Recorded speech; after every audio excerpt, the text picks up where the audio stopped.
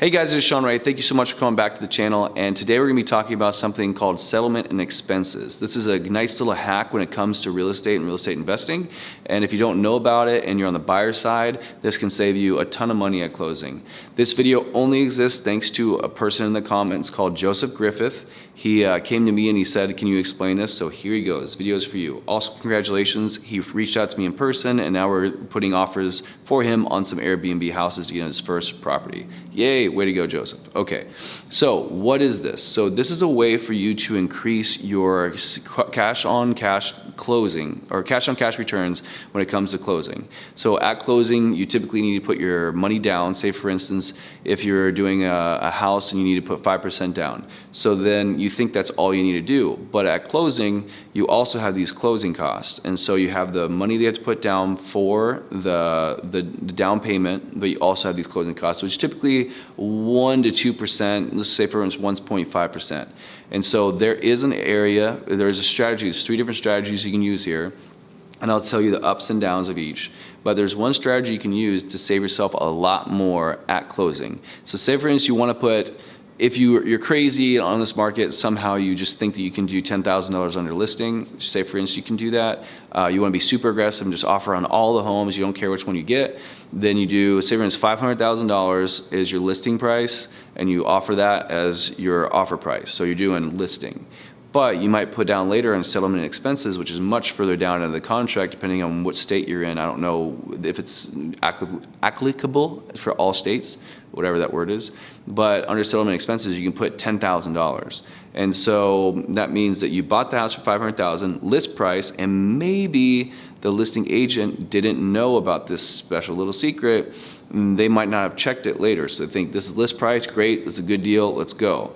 But then at closing, you get an additional $10,000 off your closing costs, which is fantastic. That means that you don't have to pay anything out of pocket. And if there's anything left over, you could take that extra money and you can put it towards your loan. And so your loan rate is, say for instance, 3.5 or whatever happens to be 4%.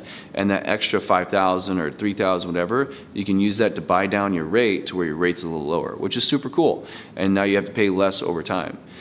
So if you want to go into the same deal and then you offer $10,000, say for instance $490, but no closing costs covered, then the amount that is going to affect you, like you might get a less opportunity to get that deal because it looks like you're coming in less than listing. So you just saw that $499 versus $5 kind of situation. But it helps you with your monthly mortgage by like dollars amounts, like barely anything. And so now you're coming in as a less qualified buyer because you're doing a less than listing.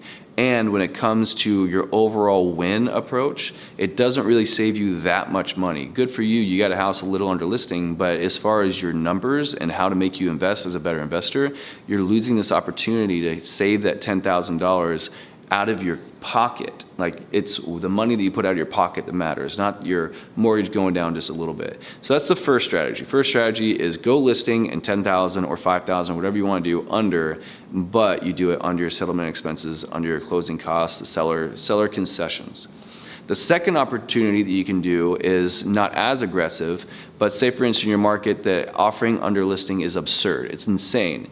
And so you're going to do the listing price and then 10,000 under like before, but instead you're going to do 10,000 over listing price and then 10,000 seller concession. Now you don't always have to do 10,000, but just for example purposes, that's what we're doing. Let's say it's 500 and you offer 510. And then you do $10,000 seller contribution, now you're back to the listing price the way it was before. So everything is the same, but instead, when it comes to closing, you now don't have to pay that money out of pocket. So I much rather pay more for a house with less money out of pocket and pay a few dollars more per month, but now have this extra however much money, $10,000, that I can use to help with the renovations or furniture costs or backyards, whatever. Because the cash on cash and the speed of money and the velocity of money is how currency is created. You got to keep that money rolling. So that's a second opportunity. Not as sexy as the first one, but whatever. Now the downside of this is that it comes with risks. And this is the third thing that you need to be known of. Third opportunity, but it's not really an opportunity. But you make sure that on this last one, you don't do what's called an appraiser addendum. And man, that was hard to say. So the appraiser addendum is going to make it to where you waive your rights in the contract, that if the appraisal goes over the amount of the listing of the contract or whatever the appraiser says the value is, then you still have to go forward with the contract, and then you have to pay the difference between the appraisal amount and whatever it's, you offered in on it. You got to pay for that out of pocket. That is something that can really hurt you, because if you end up doing like $20,000 over listing, and then you have it to where you have seller contributions at $20,000, and you make it to where, oh, this is great, but then it appraises at the listing price, then you have to do your down payment that you initially were going to do, plus you have to do the $20,000 over, and so that really hurts. And they might, like, all this closing costs and stuff like that, in the end it just gives a wash, and it's just kind of a pain in the butt. It doesn't make sense. And so make sure that when you start playing around with these things and you make the offer so much farther over listing, it might not even hit the appraisal of the listing initially. So if it's 500, the appraiser might come back at 470, 480, 490, whatever, and now you have that difference of 470, 480, all the way to 520, and you have to make up that difference, even though your seller concessions is only for 10,000, 20,000, whatever. And so that means you have to come way more out of pocket. And the reason why we did this in the first place is you don't have to come out of pocket. Now you have to come out way more than you initially planned. So this is a risk that you take. Make sure that you do not do an appraiser addendum, because then that means that you cannot walk out of the contract and you have no rights. And so in the other scenario, say for instance you did this and you did do 520 or 530, whatever, you went way over listing, but you covered that in seller expenses, and the appraiser comes back and says it's 470, 480, and then you're like, holy crap, I have to cover all this stuff. We need to renegotiate, seller, buyer, whatever it is, and they refuse to renegotiate. You can just walk. You can say, you know what, it's covered under my contract.